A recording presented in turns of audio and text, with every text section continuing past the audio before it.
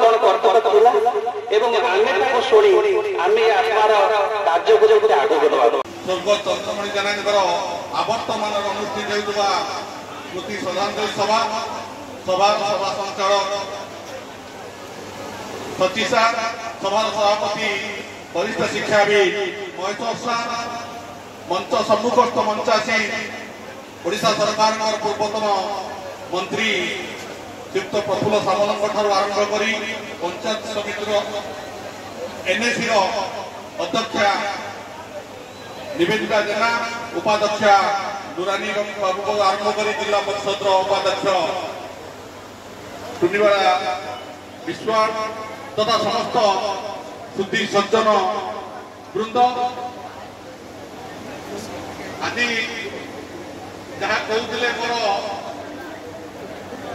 अति सम्मानास्पद किंतु साम मनीष मरे ना मशाणी भूई जलिले मरण दुई मरे से स्मृति जदि लिभे चिरदिन जो कथा आपण मान कहते समस्त लोक दीर्घदिन बंचापी चाहती वृद्ध हवाई चाहती सेटा एक मात्रा हृदय को छुईला मुझको निज मत भाविली प्रकृत में ठीक कथा कहते तेणु यही किसी महान लोकंर स्मृतिचारण सभा महान लोकंर वक्तव्य आमको केते अनुप्राणित करें भाषा परिप्रकाश करना जहाँ स्मृतिचारण सभा आज होती धामनगर अंचल जड़े समाजसेवी हूँ जड़े विशिष्ट चिकित्सक हूँ